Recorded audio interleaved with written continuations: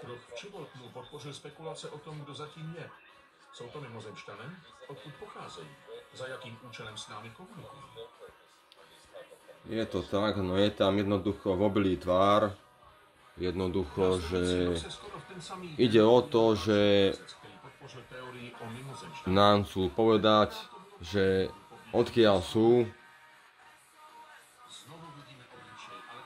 v akej sú vzdialenosti, že žijú pri hviezde Vega, v akej sú vzdialenosti, chcú podľa mňa istotne, to je práve, že chcú, aby ľudia videli, ako vyzerajú, že prihovárajú sa Zemi, chcú, aby ľudia videli.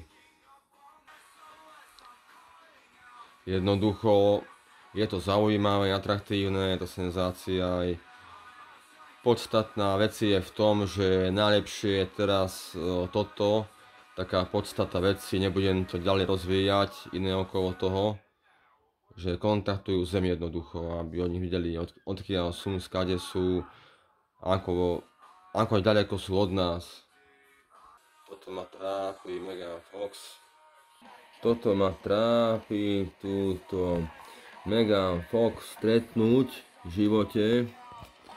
To by som naozaj chcel fakt, no. Našli aj planétu nejakú, hej, že podobnú Zemi a tak ďalej, no.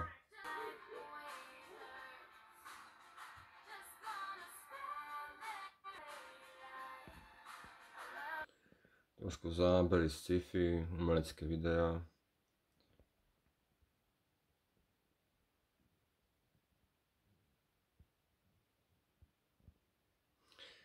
No to je tak, ľudia.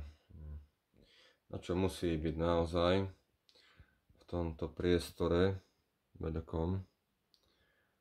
Takže naozaj to nie sú žiadne iba výmysly alebo čo.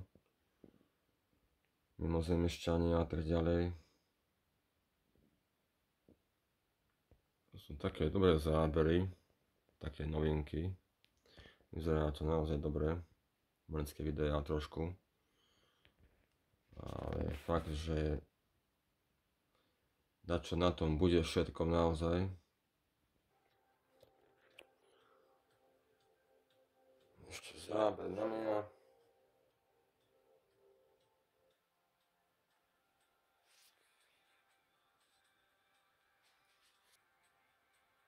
Je to tak, no. Megan moja. Samozrejme, paparazzi ešte, Megan Fox.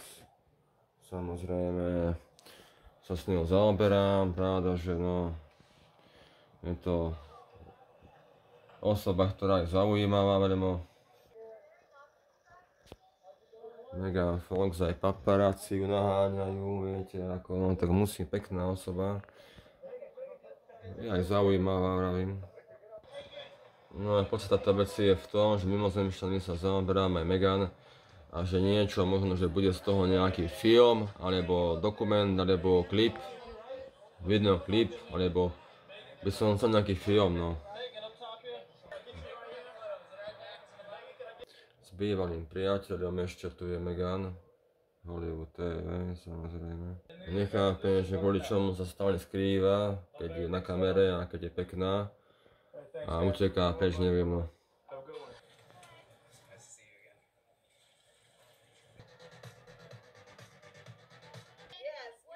Megan Fox, no. Megan Fox, na reklamu má na parfúmy.